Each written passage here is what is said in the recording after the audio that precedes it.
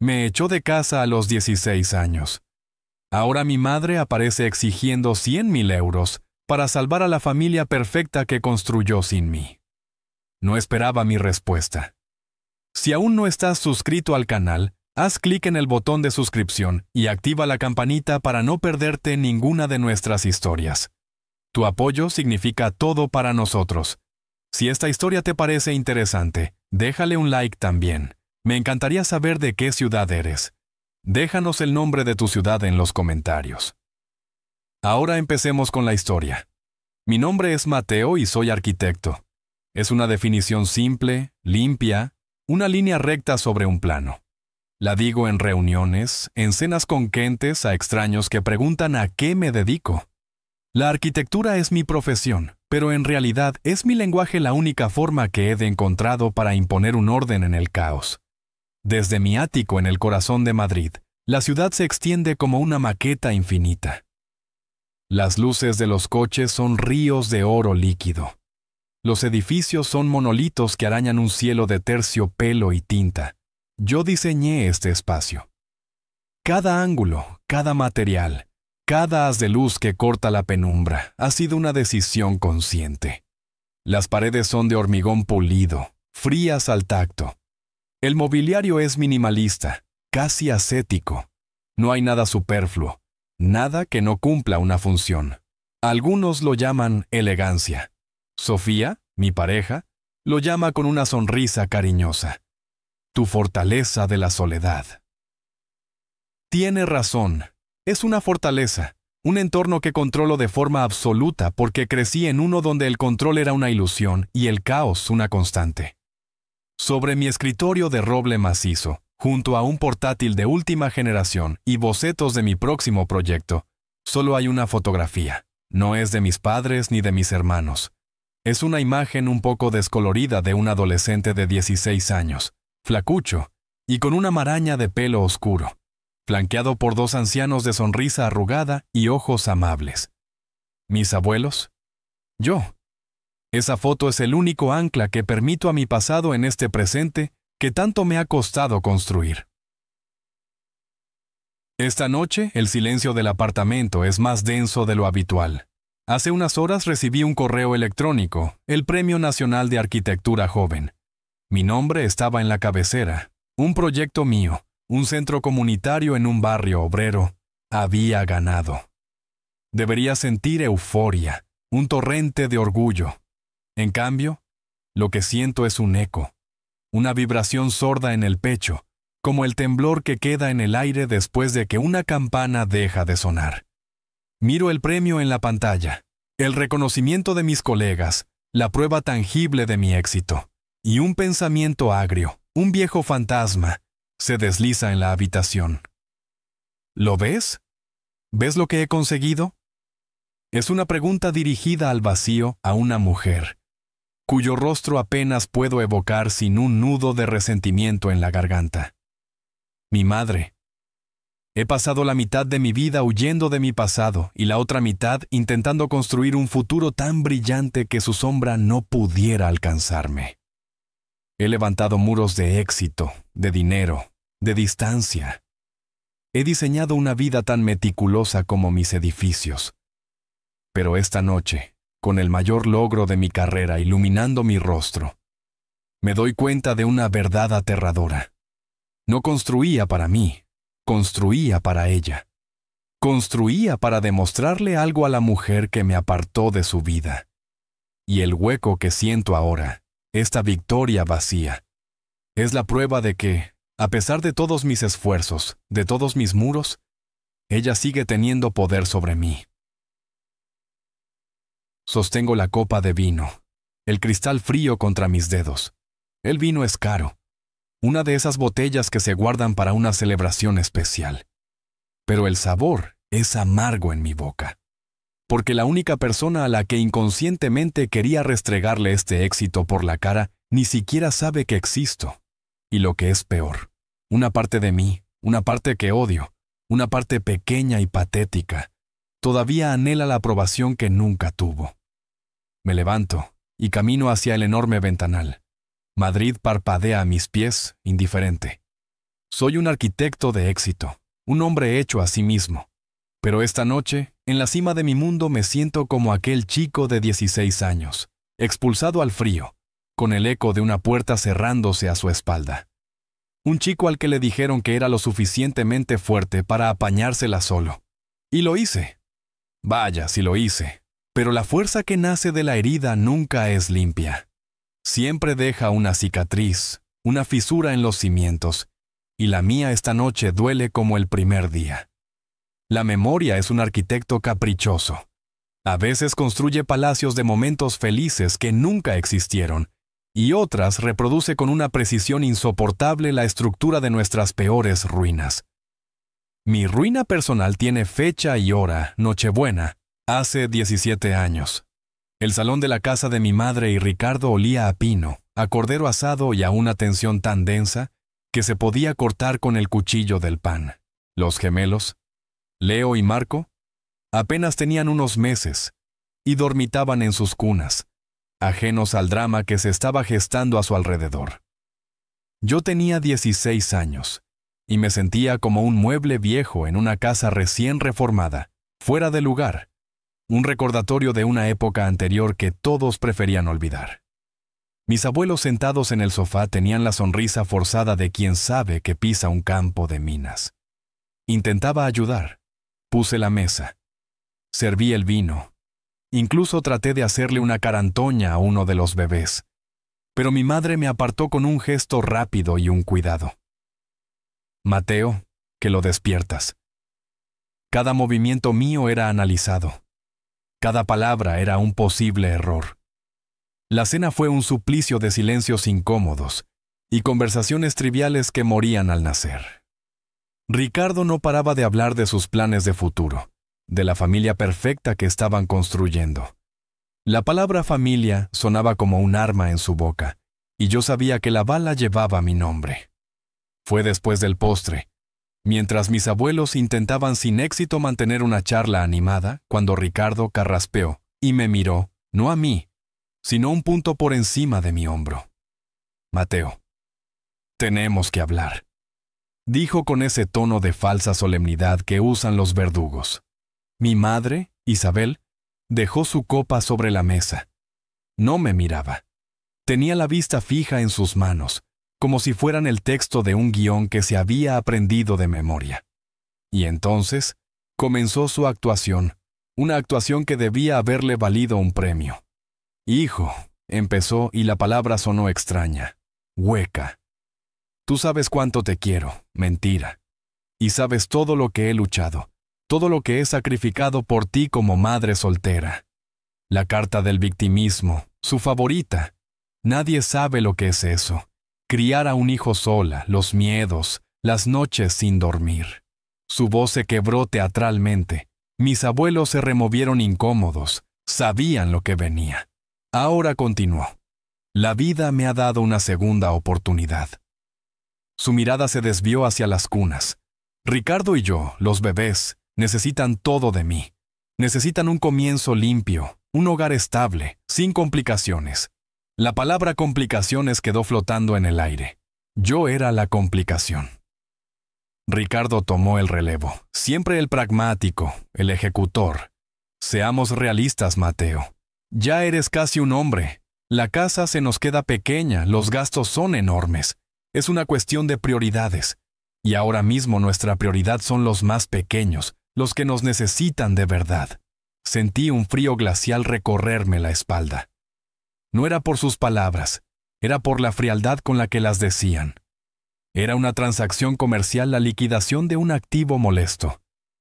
Miré a mi madre buscando una grieta en su fachada, una pizca de duda de dolor. No la encontré, solo vi una determinación férrea, la de alguien que ha tomado una decisión y se ha convencido a sí misma de que es un acto de nobleza. ¿Me estáis echando?, pregunté, y mi voz sonó más débil de lo que pretendía. Fue entonces cuando pronunció la frase que se convertiría en el cimiento de todos mis muros, la cicatriz sobre la que construiría mi vida. Me miró por fin, pero sus ojos eran los de una extraña. No lo veas así, dijo con una suavidad cruel. Lo hacemos por el bien de todos. Tú eres fuerte, Mateo. Siempre lo has sido. Eres fuerte para apañártela solo. Ellos, y su barbilla señaló a los bebés, no lo son. Ser fuerte no era un cumplido, era una condena. Era la justificación para su abandono. Me estaban diciendo que como yo podía soportar el dolor, merecía recibirlo. Mi abuelo intentó intervenir. Isabel, por el amor de Dios, es Nochebuena, es tu hijo. Precisamente por eso, papá, le cortó ella, porque es mi hijo, dice lo que es mejor para él. Necesita aprender a volar solo. Detrás del sofá, junto a la puerta, había una bolsa de deporte.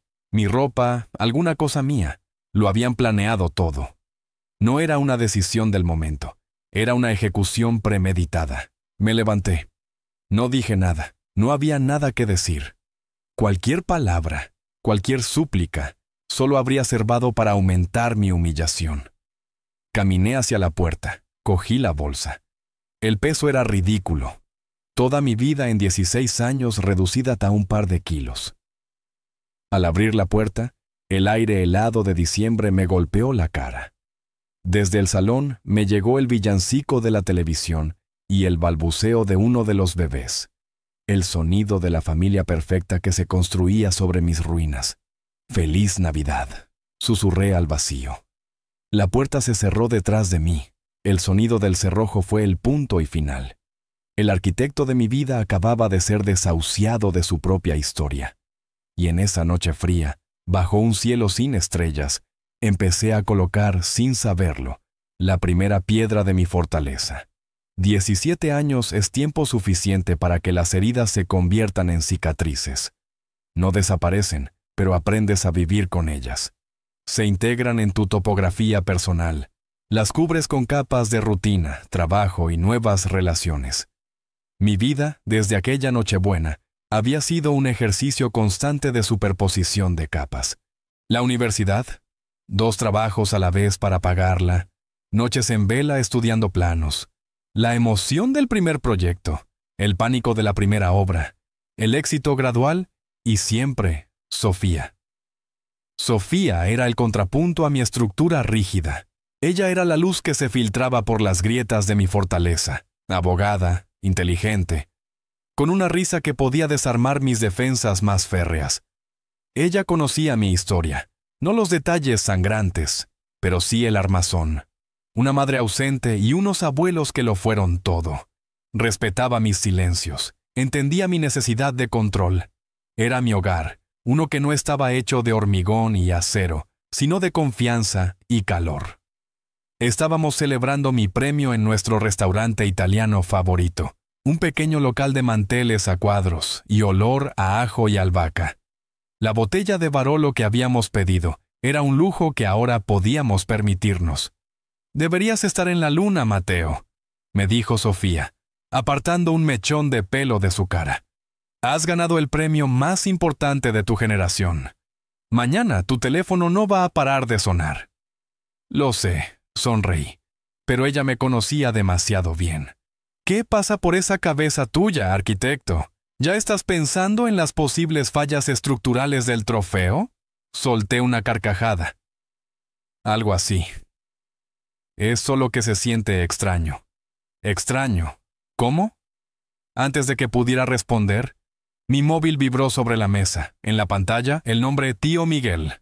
Mi tío Miguel era el hermano pequeño de mi madre. Un hombre de corazón de oro y una ingenuidad a prueba de bombas.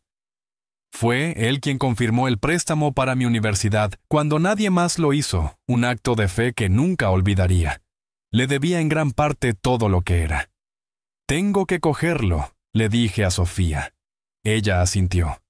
«¡Campeón!», gritó mi tío al otro lado de la línea, su voz rebosante de orgullo. «¡Enhorabuena, campeón! Lo he visto en las noticias».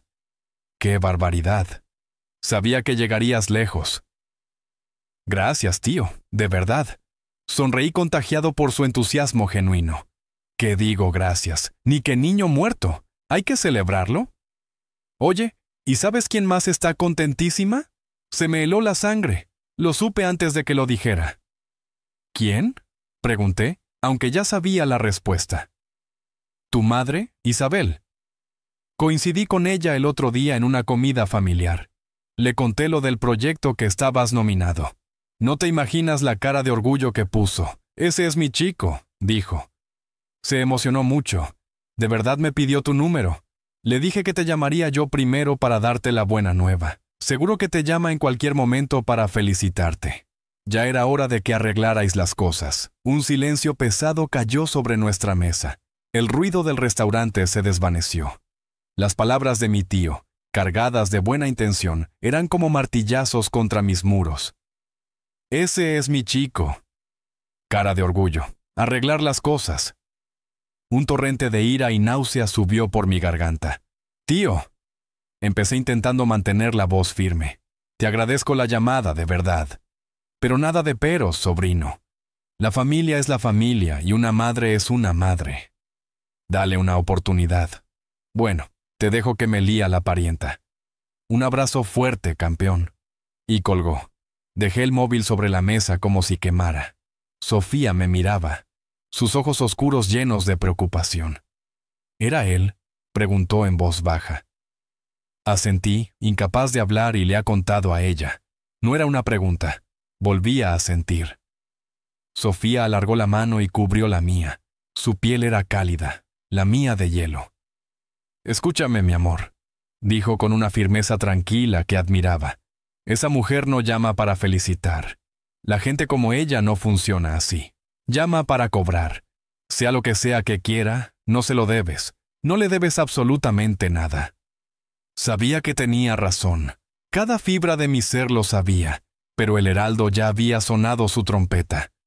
Una paz que me había costado 17 años construir estaba a punto de ser sitiada. Y yo, el arquitecto de la fortaleza, sentí por primera vez como los cimientos empezaban a temblar. Pasaron 3 días, 3 días de una calma tensa, como el aire inmóvil que precede a una tormenta. Cada vez que sonaba el portero automático, mi corazón daba un vuelco. Cada número desconocido en la pantalla del móvil era una amenaza potencial. Intenté sumergirme en el trabajo, en los nuevos encargos que llegaban a raudales tras el premio, pero era inútil. Una parte de mi mente estaba en guardia esperando el asalto. Fue un sábado por la tarde. El sol de otoño se derramaba por los ventanales del salón, dibujando rectángulos dorados en el suelo de hormigón. Sofía había salido a hacer unas compras. Yo estaba revisando unos planos con una taza de café a mi lado y música clásica de fondo. Por un momento casi logré olvidar. Entonces el sonido del interfono rasgó el silencio, un zumbido agudo y persistente. Me acerqué a la pantalla, el corazón martilleando contra mis costillas, y allí estaban. Sus rostros, pixelados y distorsionados por la cámara de baja calidad, eran inconfundibles. Isabel y Ricardo, mi madre y su marido, parecían más viejos las líneas de la preocupación marcadas alrededor de sus ojos y bocas. Pero la expresión era la misma, una mezcla de arrogancia y una falsa vulnerabilidad que conocía demasiado bien. Una parte de mí, la más primitiva, gritó: «No abras, no los dejes entrar, no tienen derecho a estar aquí». Pero otra parte, una curiosidad malsana y un vestigio de aquel niño abandonado, tomó el control. ¿Qué querían? ¿Qué dirían después de 17 años de silencio absoluto? Apreté el botón. «Subid», dije, mi voz sonando como la de un extraño. Mientras el ascensor ascendía, mi mente era un torbellino. Debía ser frío, distante, acusador. No tuve tiempo de diseñar una estrategia. Cuando el ascensor llegó y la puerta se abrió, me encontré frente a ellos. 2 fantasmas de carne y hueso en el umbral de mi vida. «Mateo», susurró mi madre, sus ojos recorriendo el vestíbulo y el salón con una avidez mal disimulada. Era la mirada de un tazador, no la de una madre que ve a su hijo después de casi 2 décadas. «Hola», respondí, mi voz plana. Me hice a un lado para dejarlos pasar, un acto de cortesía que me supo a traición. Entraron en el salón y se quedaron en el centro como actores en un escenario desconocido. Ricardo, con su aire de superioridad un poco desgastado, examinaba la altura del techo, los acabados. Isabel, por su parte, se abrazaba a sí misma, interpretando el papel de la madre abrumada por la emoción. «Tu casa es increíble», dijo ella. «Siempre supe que tenías un don». «Gracias», corté sin darle pie a continuar por ese camino. Ricardo carraspeó tomando el control. «Enhorabuena por el premio, Mateo. Tu tío nos lo contó. Un gran logro. Demuestra que la sangre no miente». La bilis subió por mi esófago. La sangre. ¿Qué sabría el de mi sangre? La misma que había considerado una mancha en su proyecto de familia perfecta. ¿Queréis algo de beber?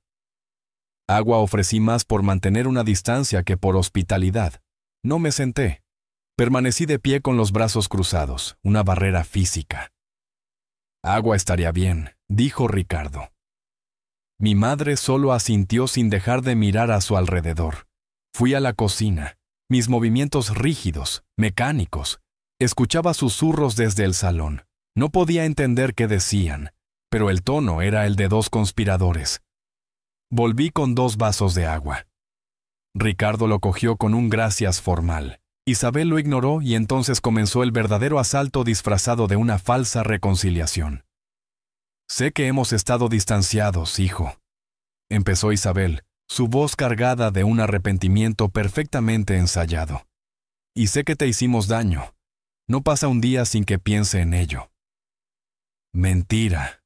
Pura y absoluta mentira. Pero era muy joven. Estaba asustada. Ricardo y yo hicimos lo que creímos que era mejor. No teníamos otra opción.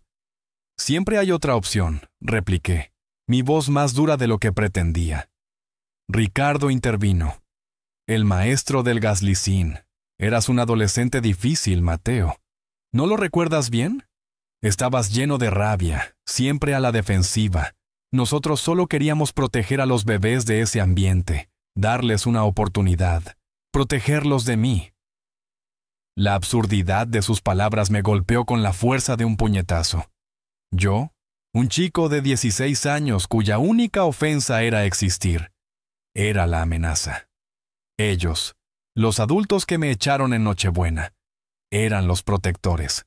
Era una reescritura de la historia tan descarada, tan insultante, que por un momento me quedé sin palabras.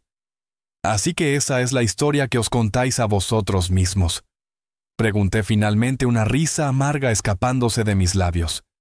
¿Que yo era el problema?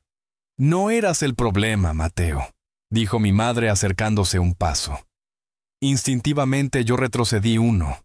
Eras una situación complicada que no supimos manejar. Éramos inexpertos y hemos pagado por ello estos años. Créeme, vivir sin ti no ha sido fácil. Su audacia era monumental. Me miraba a los ojos y me mentía con la convicción de un santo. Habían vivido 17 años sin dirigirme una sola palabra, sin una llamada de cumpleaños, sin un mensaje en Navidad. Y ahora pretendían que había sido un calvario para ellos. Vi sus rostros, sus gestos estudiados, sus palabras vacías, y lo comprendí. No habían venido a disculparse. Habían venido a preparar el terreno, a arar el campo de mi culpa y mi pasado para poder plantar la semilla de lo que fuera que hubieran venido a pedir. La cortesía inicial, la falsa nostalgia, la reescritura de la historia, todo era el prólogo. Y yo sabía, con una certeza, que me helaba los huesos, que el acto principal estaba a punto de comenzar y sería devastador. La atmósfera en el salón se había vuelto irrespirable. La luz dorada del atardecer, que antes me parecía hermosa, ahora tenía la escena con un aire irreal y enfermizo. Isabel y Ricardo habían agotado su repertorio de justificaciones y gaslighting. El silencio que se instaló fue el preludio de la verdadera razón de su visita. Ricardo dejó su vaso de agua, ahora vacío, sobre la mesa de centro con un chasquido que resonó en la quietud. Fue la señal. Se acabó el teatro. Empezaba el negocio. Mateo comenzó adoptando un tono de hombre a hombre, como si compartiéramos algún tipo de vínculo. La razón por la que estamos aquí, además de para felicitarte, claro está, es porque estamos en una situación delicada. Mi madre se sentó en el borde de uno de mis sofás de diseño, Una pieza que valía más que el coche que probablemente conducían. Ese encogió, adoptando una postura de fragilidad lista para su papel secundario en este acto. Hace unos años, continuó Ricardo, decidimos montar nuestra propia empresa, una consultoría. Nos iba bien, muy bien, de hecho, pero el mercado es volátil. Tuvimos un par de malos clientes, la economía se contrajo. Ya sabes cómo son estas cosas. No, no lo sabía. Yo sabía lo que era trabajar de camarero hasta las 3 de la mañana para pagar la matrícula. Sabía lo que era dormir 4 horas para poder estudiar y trabajar en la obra. Yo no sabía nada de mercados volátiles. Sabía de supervivencia, pero me quedé callado. Observándolos como un entomólogo observa a 2 insectos particularmente venenosos. La cuestión es, suspiró Ricardo pasándose una mano por el pelo ralo, que las cosas se han puesto muy feas. Tenemos deudas, muchas deudas. El banco nos amenaza con ejecutar los avales. Podríamos perder la casa, tus hermanos. Intervino mi madre, su voz un susurro lastimero. Leo y Marco están a punto de empezar la universidad. Siempre hemos soñado con darles la mejor educación. Que no tuvieran que pasar por las dificultades que se pasan. Y ahora ni siquiera sabemos si podremos pagarles la matrícula. Ahí estaba la conexión, la palanca emocional. Mis hermanos, 2 extraños de 17 años a los que no había visto desde que eran bebés. 2 chicos que, según me habían dicho, yo tenía la obligación de proteger de mí mismo. Ahora, al parecer, tenía la obligación de financiar su futuro. La ironía era tan espesa que casi podía saborearla. Era el mismo argumento de hacía 17 años, pero a la inversa. Entonces, me echaron para ahorrar recursos para ellos. Ahora venían a mí para conseguir recursos para ellos. Mi propósito en su universo era, y siempre había sido, puramente funcional. O me quitaban de en medio para no gastar, o me utilizaban para poder gastar. ¿Y qué tengo que ver yo con todo eso?, pregunté. Mi voz tan fría como el hormigón de mis paredes. Isabel me miró y por primera vez vi un atisbo de su verdadera naturaleza bajo la máscara de madre doliente. Vi impaciencia. Vi una rabia apenas contenida ante mi falta de cooperación. Mateo, por favor, dijo, eres nuestro hijo. Somos tu familia. No, la corregí. Tú eres mi madre biológica. Vosotros 2 tomasteis la decisión de que yo no formaba parte de vuestra familia hace 17 años. Lo has olvidado, fue en Nochebuena. Había cordero. El detalle la descolocó justo lo que pretendía. Ricardo, viendo que la estrategia emocional no funcionaba, decidió ir al grano. Necesitamos dinero, Mateo. 100.000 euros. La cifra quedó suspendida en el aire, obscena. 100.000 euros. No era una petición de ayuda, era una exigencia. Una factura por un servicio que nunca pedí. El de nacer. Eso nos permitiría liquidar las deudas más urgentes, reflotar el negocio y asegurar la universidad de los chicos. Añadió como si me estuviera presentando un plan de negocio perfectamente razonable. Y entonces, por un instante, un terrible y vergonzoso instante, flaqueé. El niño de 16 años que aún vivía en algún sótano oscuro de mi mente, se puso de pie y gritó. Gritó que esta era la oportunidad, el precio de la paz, el coste de que se fueran y me dejaran en paz para siempre. 100.000 euros para comprar el silencio. 100.000 euros para saldar la deuda de mi existencia. 100.000 euros para que quizás en un rincón retorcido de su mente pensaran que al final había sido un buen hijo. El pensamiento fue tan rápido y tan vil que me dio un asco profundo de mí mismo. Fue solo un segundo. Pero existió. Y creo que Isabel, con su instinto de depredadora, lo vio. Vio la fisura en mi armadura. Su rostro se suavizó, creyendo que la victoria estaba cerca.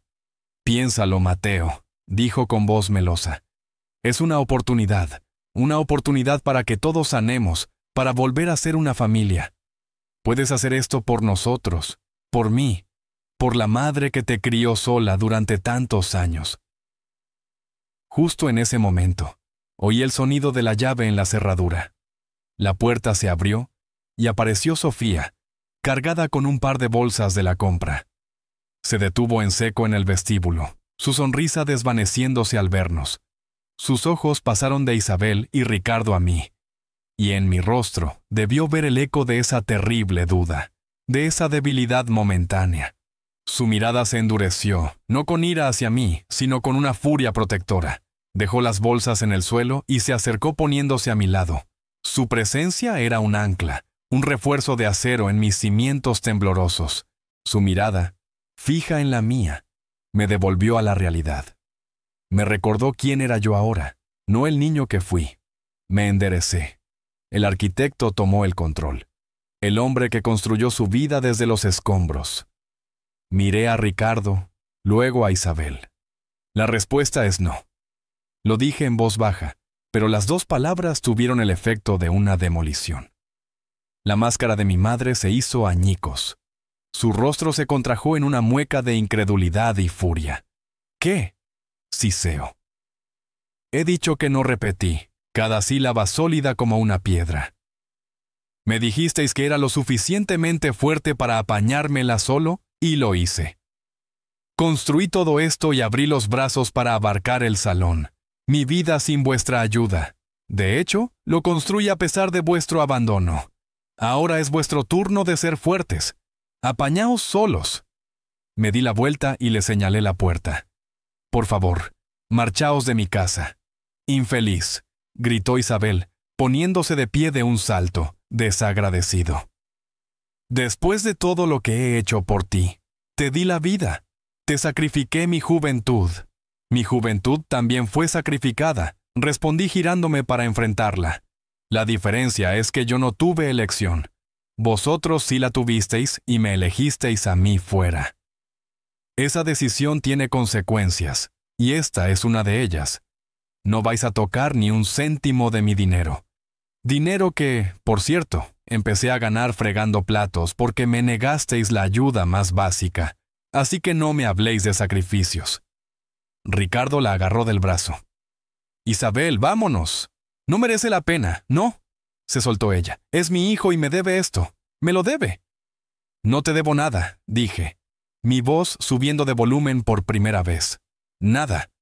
Ahora fuera de mi casa o llamaré a la policía. La amenaza final pareció funcionar. Ricardo, pálido y derrotado, tiró de ella hacia la puerta. Isabel me lanzaba miradas cargadas de un odio puro primario. Te arrepentirás de esto, Mateo. Siseo desde el umbral. Juro por mi vida que te arrepentirás.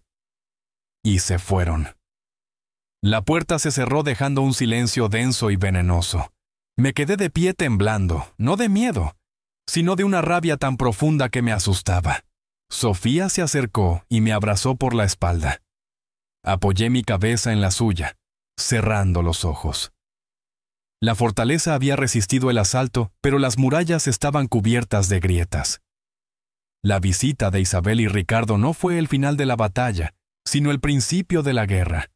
Una guerra de desgaste que pretendía erosionar mis defensas. Una táctica de asedio contra mi paz mental. Al día siguiente su partida comenzó el bombardeo. Primero fueron los correos electrónicos.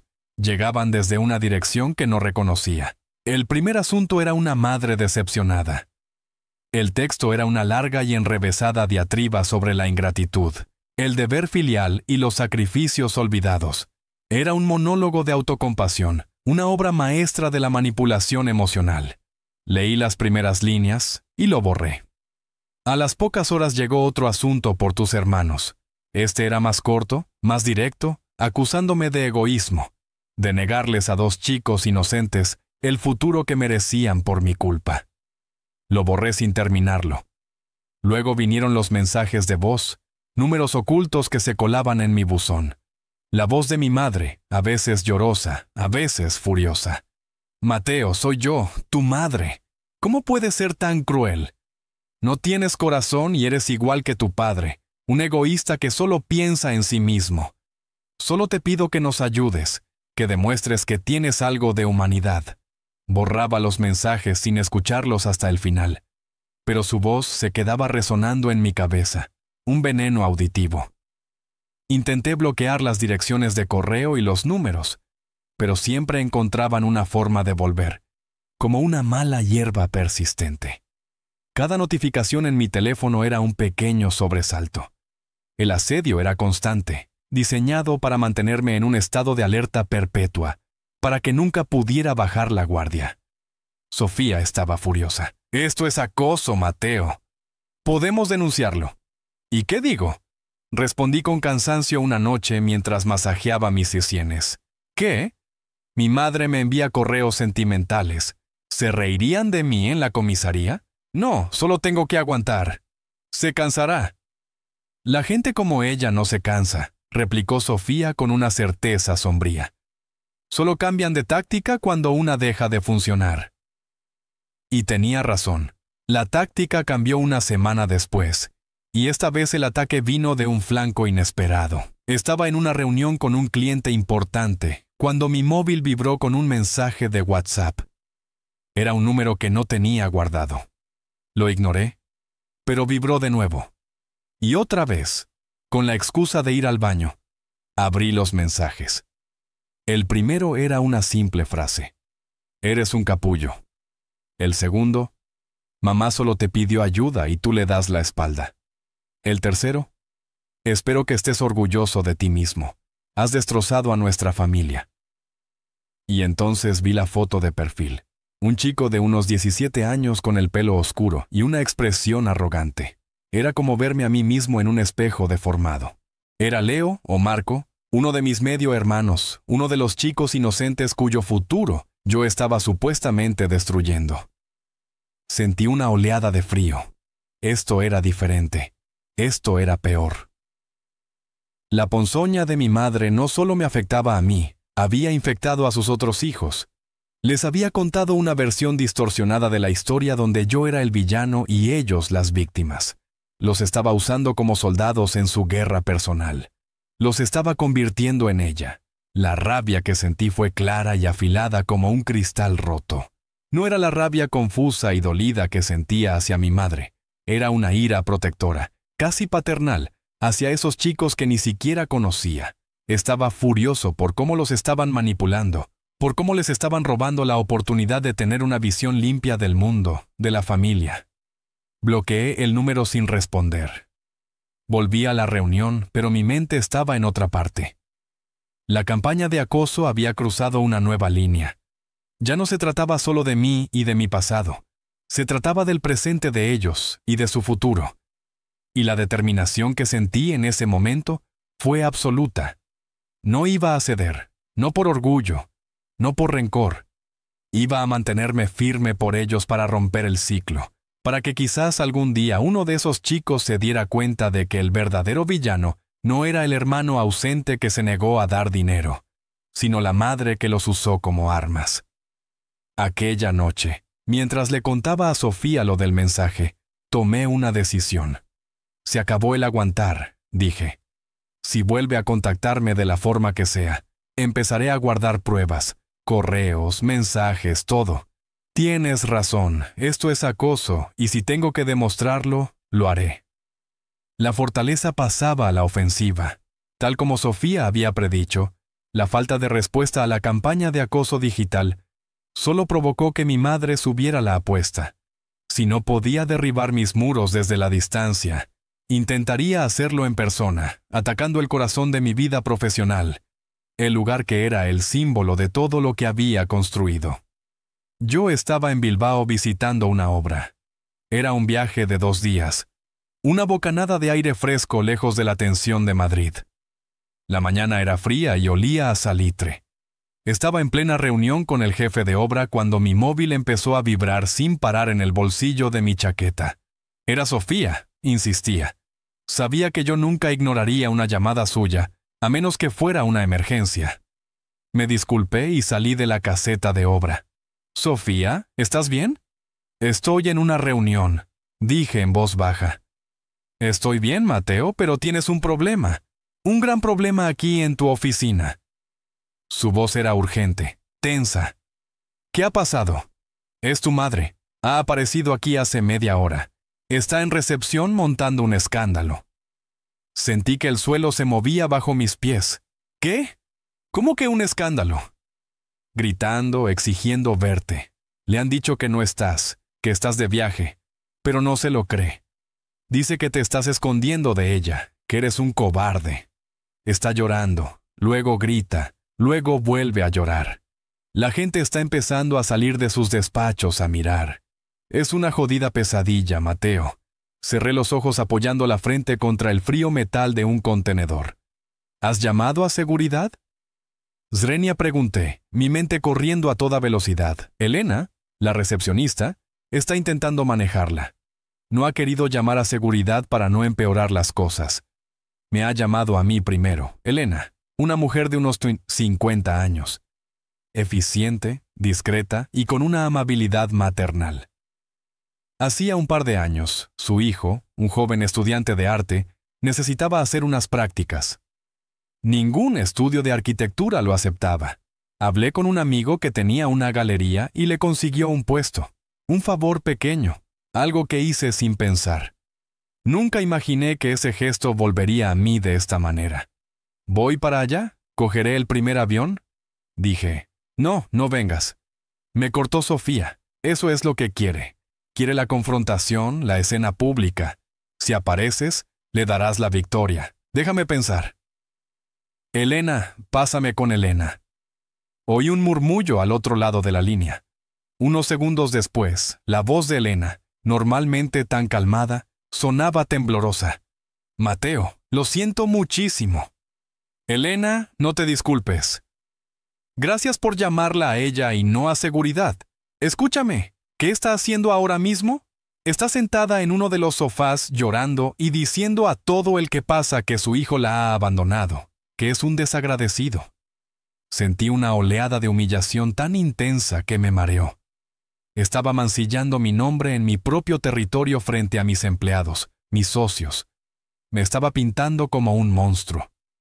Entonces, una idea fría y afilada se abrió paso en mi pánico. Una idea nacida de la desesperación. Elena, dije con una calma que no sentía. Tengo que pedirte un favor enorme y si no quieres lo entenderé perfectamente. Dime, Mateo, lo que sea, tu móvil. Puedes grabar sin que se dé cuenta. Ponlo sobre el mostrador como si estuviera ahí por casualidad. Que grabe el audio y, si es posible, el video. Necesito una prueba de esto. Necesito que quede registrado lo que está haciendo. Hubo un segundo de silencio. Comprendí que le estaba pidiendo que se arriesgara. Entendido, dijo finalmente su voz recuperando la firmeza. Dame un minuto. Esperé el corazón en un puño, escuchando los sonidos distantes de la obra. Unos minutos que se me hicieron eternos. Finalmente, la voz de Sofía volvió al teléfono. Ya está grabando. Dios, Mateo, es peor de lo que pensaba. Ahora está gritando tu nombre. Dice que no se mueve de aquí hasta que aparezcas. Bien, dije, respirando hondo. Ahora el siguiente paso. Sofía, acércate a ella con tu teléfono. Ponme en altavoz. ¿Estás seguro? Sí. Es la única forma de que se vaya sin que yo esté allí. Oí los pasos de Sofía. Luego el caos. La voz de mi madre aguda y desgarrada. No me iré. Es mi hijo y tiene que escucharme. Señora. La voz de Sofía firme como el acero. Su hijo está al teléfono, quiere hablar con usted un silencio, y luego mi voz saliendo del altavoz del móvil de Sofía, llenó la recepción de mi propia oficina a cientos de kilómetros de distancia. Madre, dije, mi voz sonando extrañamente tranquila. Estoy en Bilbao, te lo han dicho varias veces. Te estás poniendo en ridículo y estás cometiendo varios delitos. Estás en una propiedad privada y te han pedido que te marches. Si no te vas ahora mismo, en este preciso instante, la próxima llamada que haré será a la policía. Y créeme, no serán tan pacientes como lo ha sido mi equipo. Mateo, gimió ella. No puedes hacerme esto. Yo no te estoy haciendo nada. Eres tú la que ha venido a mi lugar de trabajo a montar un circo. Te doy 60 segundos para que salgas por esa puerta. Si no lo haces, utilizaré la grabación que estamos haciendo de tu espectáculo para solicitar una orden de alejamiento. ¿Me has entendido? El efecto fue inmediato. La palabra grabación y orden de alejamiento parecieron penetrar su histeria. Tú no te atreverías, balbuceó. Ponme a prueba, la reté. 56 segundos. El reloj ha empezado a correr. Colgué. No podía más. Me deslicé por la pared del contenedor hasta sentarme en el suelo polvoriento, temblando. Había ganado la batalla, pero me sentía sucio, como si me hubiera rebajado a su nivel. 10 minutos después, Sofía me envió un mensaje. Se ha ido. Elena tiene la grabación. Adjuntaba un archivo de video. No lo abrí. No podía, pero lo guardé en una carpeta segura. Una prueba, una pieza más en el arsenal que nunca quise tener que construir. El ataque había sido repelido, pero yo sabía que la guerra estaba lejos de terminar, y el próximo asalto sería aún más peligroso. Después del incidente en la oficina, hubo una semana de silencio. Un silencio antinatural, ominoso. Era como la calma en el ojo del huracán. Sabía que no era paz, sino una pausa para reagruparse. Isabel había sido humillada. Su plan de victimización pública se había vuelto en su contra, y una persona como ella no tolera la humillación. La venganza era inevitable. Pasé esa semana en un estado de hipervigilancia. Revisaba 2 veces las cerraduras de casa. Miraba por encima del hombro al caminar por la calle. Me sentía como un fugitivo en mi propia vida. Sofía intentaba calmarme. Tenemos la grabación. Mateo. Si intenta algo más, estamos preparados. Pero la preparación legal no servía de nada contra la ansiedad que me corroía por dentro. La amenaza no era lógica, era visceral. El ataque llegó un jueves por la noche. Volvía tarde de la oficina, agotado tras una jornada maratoniana. El proyecto de Bilbao exigía toda mi atención y el estrés añadido de la situación con mi madre me estaba pasando factura. Lo único que quería era llegar a casa, cenar algo con Sofía y desconectar. Entré en el aparcamiento subterráneo de mi edificio. Era un lugar amplio, bien iluminado, normalmente un espacio anónimo y seguro. Aparqué en mi plaza, apagué el motor y me quedé un momento en silencio, respirando hondo. Recogí mi maletín y la bolsa del gimnasio. Salí del coche y entonces la vi. Estaba de pie junto a una de las columnas de hormigón a unos 20 metros de distancia. Su silueta recortada por las luces de neón del techo. Estaba esperándome. Mi primer instinto fue volver al coche, encerrarme y llamar a la policía. Pero una especie de parálisis, una mezcla de sorpresa y una rabia helada me mantuvo inmóvil. ¿Cómo se atrevía? ¿Cómo se atrevía a invadir incluso este espacio? ¿Qué haces aquí? Pregunté, mi voz resonando en el silencio del garaje. No respondió. Simplemente empezó a caminar hacia mí despacio.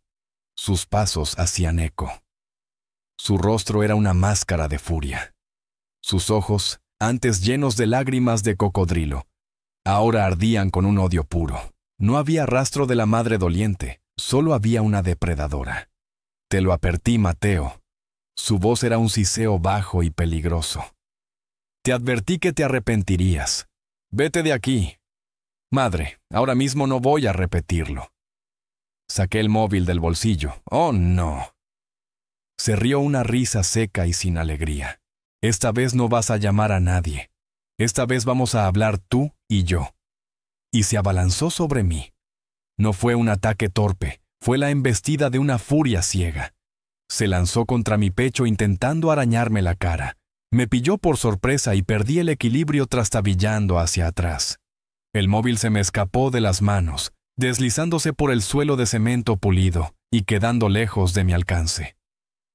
«Has arruinado mi vida», gritaba su voz distorsionada por la rabia. «Toda mi vida y primero naciendo, siendo la mancha de mi pasado. Y ahora esto. ¿Crees que eres mejor que yo con tu dinero y tu casa de lujo? ¿Pero no eres nada? Nada». Sus uñas se clavaron en la tela de mi chaqueta. Tropecé y caí golpeándome la espalda contra el frío suelo. Por un segundo quedé aturdido. Ella se cernió sobre mí, su rostro a centímetros del mío, una medusa de mediana edad con el pelo revuelto y los ojos inyectados en sangre. Intentó abofetearme. Reaccioné por puro instinto. A pesar de la sorpresa y el shock, la diferencia de fuerza era abismal. Soy casi 20 años más joven y voy al gimnasio 4 veces por semana. La aparté de mí con un empujón. No fue violento, pero fue suficiente para que perdiera el equilibrio y cayera sentada a un par de metros. Me puse de pie del corazón desbocado. La adrenalina me recorría el cuerpo como una descarga eléctrica. «¡Estás loca!», grité, mi voz temblando de rabia y incredulidad, completamente loca. Ella me miró desde el suelo y en sus ojos no vi arrepentimiento, solo más odio. «Me has pegado. Has agredido a tu propia madre». Era una trampa, una acusación calculada incluso en medio de su histeria, pero no tuvo tiempo de continuar con su teatro. Los gritos habían alertado a alguien. «Oiga, ¿qué está pasando aquí?». La voz de mi vecino del cuarto, un hombre corpulento llamado Alejandro, retumbó en el garaje. Apareció al final del pasillo, seguido de su mujer. Habían oído el alboroto desde el ascensor. «Este hombre me ha atacado», chilló mi madre señalándome. «Es mi hijo y me ha pegado».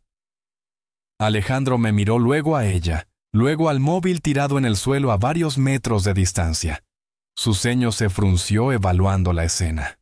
«Señora, yo lo único que he oído han sido sus gritos», dijo con calma. «Y ahora mismo, el que está de pie es él, y la que está en el suelo es usted. ¿Quiere que llamemos a la policía para que aclare las cosas?». La mención de la policía por segunda vez pareció surtir efecto, pero esta vez era demasiado tarde. «Sí», dije yo, mi voz recuperando la firmeza. Cogí mi móvil del suelo. La pantalla estaba rota. «Por favor, llamada a la policía». Mientras la mujer de Alejandro llamaba, yo me mantuve a distancia, vigilando a mi madre, que ahora había empezado a sollozar, volviendo a su papel de víctima. Pero la actuación ya no convencía a nadie. El público había cambiado y el telón de su tragedia autoinducida estaba a punto de caer. Cuando los agentes llegaron, me encontraron a mí de pie y con la ropa revuelta, a mi madre sentada en el suelo llorando y a mis vecinos como testigos silenciosos. La escena era un caos, pero en mi mente por primera vez había una claridad absoluta. Se acabó. No más dudas, no más culpa, no más miedo. Mientras explicaba con calma lo sucedido a la gente, supe lo que tenía que hacer. No había otra opción. No, si quería recuperar mi vida. «Sí, señor agente», dije mirando al policía directamente a los ojos. «Quiero presentar una denuncia formal, por agresión y por acoso. Quiero que esto se detenga para siempre». La detención de Isabel no fue dramática. No hubo gritos ni resistencia. Fue un colapso silencioso. Cuando se dio cuenta de que su teatro de víctima no funcionaba, de que mis vecinos eran testigos y de que yo estaba decidido a llegar hasta el final. Toda la furia pareció abandonarla, dejando solo una cáscara vacía y temblorosa. Se la llevaron en el coche patrulla y yo me quedé en el garaje bajo las luces frías, sintiendo un agotamiento tan profundo que era casi físico. La noticia corrió como la pólvora. A la mañana siguiente recibí una llamada. Era Ricardo. Su voz era irreconocible, plana, desprovista de su habitual arrogancia. «La he cagado, Mateo». Fueron sus primeras palabras. «No», dijo. «Lo siento», dijo. «La he cagado». Una admisión de un error estratégico, no de un fallo moral. «Sí lo has hecho», respondí. «Ya me he enterado de todo. He hablado con el abogado. Esto es un desastre». Hizo una pausa. «He cogido a los chicos y me he ido a casa de mis padres. Necesitamos poner distancia. Ella ha cruzado una línea que no tiene vuelta atrás. Ahí estaba el giro final, la última y más cruel de las ironías. El hombre que la había instigado, el que había susurrado en su oído las justificaciones para echarme, el que la había acompañado a mi casa para exigir dinero, ahora la abandonaba. La abandonaba en el momento en que ella dejaba de ser un activo en su plan y se convertía en un lastre legal y social. El pragmatismo de Ricardo era tan predecible como despiadado. «Buena suerte con eso, Ricardo», le dije y colgué. No sentía nada por él, ni pena ni rabia, solo un vago desprecio. El colapso de Isabel fue total. Se enfrentaba a cargos por agresión, acoso y una posible orden de alejamiento. Su marido la había abandonado. Su plan para extorsionarme se había convertido en una catástrofe personal. El universo, a su manera lenta y torpe, parecía estar equilibrando la balanza. El abandono de Ricardo fue el golpe de gracia. La historia se repetía, pero esta vez la protagonista del abandono era ella. La mujer que había desterrado a su hijo para construir una familia perfecta, ahora veía como el arquitecto de esa misma familia la dejaba sola entre los escombros de sus malas decisiones. El ciclo, de una forma retorcida y brutal, se había cerrado. Los días que siguieron a la detención de mi madre fueron una vorágine de actividad legal y conversaciones difíciles. Sofía se movió con la eficiencia de un general, coordinando con el abogado que contratamos, reuniendo las pruebas, los correos, los mensajes, el video del escándalo en la oficina y, por supuesto, el informe policial de la agresión. La orden de alejamiento fue concedida casi de inmediato. Un papel oficial, un sello del juzgado, se convirtió en el nuevo muro, más fuerte que cualquiera que yo pudiera haber construido, que me separaba de ella. Una tarde, mientras revisaba los documentos con Sofía, sonó el teléfono. Era mi tío Miguel. Su voz era un susurro avergonzado. «Mateo, me he enterado. Dios mío, Mateo, lo siento tanto. Yo no tenía ni idea. Solo quería que lo sé, tío». Le interrumpí con suavidad. «Sé que solo tenías buenas intenciones. No es culpa tuya. Claro que es culpa mía», exclamó. «Yo le di tu contacto. Yo encendí la mecha. Si pudiera volver atrás». «No puedes», le dije. «Nadie puede, pero puedes hacer algo ahora. Olvidarlo. No te culpes. Te estoy muy agradecido por todo lo que hiciste por mí cuando era un crío. Eso es lo que importa. Estamos bien». «Vale». Hubo un soy al otro lado de la línea. «Eres un buen hombre, Mateo. Mucho mejor de lo que ella se merecía». Colgamos y sentí que había reparado un pequeño puente que no quería ver derrumbado. La conversación más dura fue con mis abuelos. Los llamé por videollamada. Sus rostros en la pantalla del portátil estaban surcados por el dolor. «Hijo mío», empezó mi abuela con los ojos llenos de lágrimas. «Sabemos lo que ha pasado. Nos llamó Ricardo antes de irse. Apoyamos tu decisión, Mateo», dijo mi abuelo con voz firme, aunque su mirada era triste. «Has hecho lo único que podías hacer. Has aguantado demasiado. Nosotros también hemos aguantado demasiado». Hizo una pausa y miró a mi abuela. «Le hemos dicho a tu madre que no queremos verla. No hasta que busque ayuda profesional. No podemos seguir siendo cómplices de su comportamiento. Te queremos a ti y queremos a los chicos, pero esto ha ido demasiado lejos. Nos ha roto el corazón, pero has hecho lo correcto». Sus palabras fueron un bálsamo, su validación, el permiso que no sabía que necesitaba para dejar de sentirme culpable. Eran los únicos que habían estado allí en el principio, y seguían estando allí en el final. Su amor era el único cimiento que nunca se había agrietado. Hablamos un poco más de cosas triviales, intentando encontrar un trozo de normalidad en medio de los escombros. Cuando colgamos, sentí una extraña mezcla de tristeza y alivio.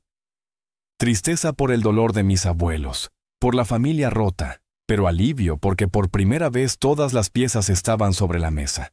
No había más secretos, no más lealtades divididas. La verdad, fea y dolorosa, nos había hecho a todos un poco más libres. Esa noche, borré la carpeta de mi ordenador que había llamado Pruebas. Ya no la necesitaba. La justicia o algo parecido estaba siguiendo su curso. La limpieza de los escombros había comenzado. Era un proceso lento y doloroso, pero necesario para poder algún día volver a construir. El proceso legal fue, En comparación con el drama emocional, sorprendentemente anticlimático.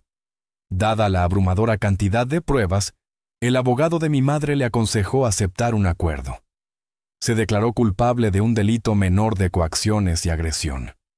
La sentencia fue leve, una multa, unos meses de libertad condicional y la obligación de asistir a terapia de control de la ira. La orden de alejamiento se mantuvo firme. Una barrera legal de 100 metros que me pareció un océano de distancia. Sofía me comunicó la noticia en nuestro apartamento leyéndola del correo de nuestro abogado. Yo la escuché en silencio, asintiendo. ¿Cómo te sientes?, me preguntó dejando el portátil a un lado y mirándome con atención. Busqué en mi interior una respuesta. Sentía victoria, satisfacción, alegría por su caída. No, no había nada de eso. Vacío, respondí con sinceridad. No me siento feliz de que esto le haya pasado. No disfruto con su desgracia. Solo siento un vacío enorme y una tristeza infinita por la persona que podría haber sido y nunca fue. Era la verdad. No odiaba a mi madre. Odiaba lo que había hecho. Odiaba su enfermedad, su egoísmo, la forma en que su dolor la había convertido en una fuente de dolor para los demás. Pero al final del día, cuando todas las capas de ira y resentimiento se desvanecían, lo que quedaba era la pena. Pena por ella. Pena por el niño que fui. Pena por la relación que nunca tendríamos. En las semanas siguientes me sumergí en el trabajo como un buceador que busca refugio en las profundidades. El proyecto de Bilbao se convirtió en mi obsesión, sus planos y estructuras, una distracción bienvenida de las complejidades desordenadas de la emoción humana. Funcionó hasta cierto punto. Podía pasar horas concentrado en el cálculo de una carga o en la estética de una fachada, y durante esas horas el ruido de mi pasado se atenuaba, pero volvía en los momentos de quietud, en el coche, de camino a casa, en la ducha, justo antes de dormirme. Veía su rostro en el garaje descompuesto por la furia. Recordaba sus palabras, sus mentiras y me preguntaba por mis hermanos. ¿Qué sería de ellos? ¿Creían odiándome creyendo la narrativa de víctima de su madre? ¿O algún día buscarían la verdad? Eran preguntas sin respuesta, cabos sueltos que tendría que aprender a dejar flotar en el mar de lo incognoscible. Una tarde, volviendo a casa, pasé por delante de aquel centro comunitario que me había valido el premio. Las luces estaban encendidas. A través de los grandes ventanales de cristal, vi a niños jugando, a ancianos charlando, a gente joven leyendo en la biblioteca. Vi vida, vi conexión, vi un espacio que había diseñado para unir a la gente, para crear comunidad, y me di cuenta de algo. Había pasado años construyendo fortalezas, muros para mantenerme a salvo, pero mi mayor éxito, mi obra más reconocida, no era un muro, era un puente, un lugar abierto lleno de luz. Quizás, pensé, esa era la lección. Quizás el objetivo no era construir muros más altos, sino aprender a vivir fuera de ellos. Quizás la verdadera arquitectura no consistía en diseñar espacios para protegerse del mundo, sino en diseñar una vida en la que te sintieras lo suficientemente seguro como para abrir las puertas. No sentí una revelación repentina ni una paz celestial, solo un pequeño cambio de perspectiva, un ajuste milimétrico en los cimientos de mi alma. El naufragio había ocurrido. Los restos estaban esparcidos por todas partes. Pero yo había sobrevivido y por primera vez empecé a pensar que quizás, solo quizás, podría usar esos mismos restos para construir algo nuevo, algo más fuerte, algo por fin mío. Pasaron los meses. El otoño dio paso a un invierno frío, y luego a una primavera tímida que empezó a pintar de verde los árboles de Madrid. La orden de alejamiento funcionó como un hechizo de silencio. No hubo más correos, no más llamadas, no más apariciones. El silencio de Isabel era una presencia en sí misma, pero poco a poco su peso se fue aligerando, convirtiéndose más en un eco lejano que en un ruido ensordecedor. Mi vida, por primera vez en mucho tiempo, encontró un ritmo tranquilo, predecible. El trabajo seguía siendo exigente, pero ya no era una huida, sino una pasión. Las cenas con Sofía ya no estaban salpicadas de ansiedad, sino de risas y planes. Los fines de semana con mis abuelos eran remansos de paz, aunque la sombra de lo ocurrido siempre estaba presente en una tristeza callada en sus ojos. Una tarde de sábado, Sofía me llevó en coche sin decirme a dónde íbamos. Salimos de la ciudad y subimos por una carretera sinuosa hacia las colinas de la sierra. El aire se volvió más limpio, más fresco. Finalmente se detuvo frente a una parcela de terreno vacía, salpicada de encinas y rocas de granito. Desde allí se podía ver el contorno lejano de los rascacielos de Madrid, como una ciudad de juguete. ¿Qué es este sitio?, pregunté bajando del coche. Sofía sonrió, sus ojos brillando. Es una parcela, está en venta. Tiene licencia para construir una vivienda unifamiliar. Me quedé mirándola confundido. He estado ahorrando, continuó, y sé que tú también. He pensado que quizás ya no necesitas una fortaleza en el centro de la ciudad. Quizás lo que necesitas es un hogar. Caminé por el terreno. La tierra era irregular bajo mis pies. El viento susurraba entre las hojas de las encinas. Olía a tomillo y a tierra húmeda. Me imaginé una casa allí, no una casa de hormigón y ángulos rectos, sino una casa de madera y piedra con grandes ventanales que dejaran entrar la luz que se abriera al paisaje, en lugar de protegerse de él. Una casa con chimenea para el invierno y un porche para las noches de verano. Una casa con espacio para un estudio, sí, pero también para un jardín, para un perro, para las risas de los amigos, para la vida. En ese momento comprendí el viaje que había hecho. Había pasado de ser el niño desahuciado a ser el arquitecto de una fortaleza impenetrable. Pero ese no era el destino final. La etapa final era convertirse en el arquitecto de un hogar. Saqué un pequeño cuaderno de dibujo y un lápiz de mi chaqueta, un hábito que nunca perdía. Me senté en una roca y bajo la atenta y sonriente mirada de Sofía, empecé a trazar unas líneas. No eran planos técnicos, solo bocetos. La línea del techo siguiendo la pendiente de la colina. El gran ventanal del salón, orientado hacia la puesta de sol. ¿Qué dibujas?, me preguntó Sofía sentándose a mi lado y apoyando su cabeza en mi hombro. Dibujo unos cimientos, le respondí en voz baja. Unos cimientos nuevos. Miré el boceto, luego miré el horizonte lejano y después la miré a ella. El vacío que sentí la noche del premio se había llenado. No con la aprobación de mi madre, ni con la venganza, ni con el éxito. Se había llenado con algo mucho más sólido, mucho más real. Con amor, con aceptación, con la serena certeza de que mi hogar no era un lugar que me pudieran quitar, porque no estaba hecho de ladrillos y cemento que otros hubieran puesto. Era un espacio que estaba construyendo yo mismo día a día, decisión a decisión, junto a la persona que había elegido como mi familia.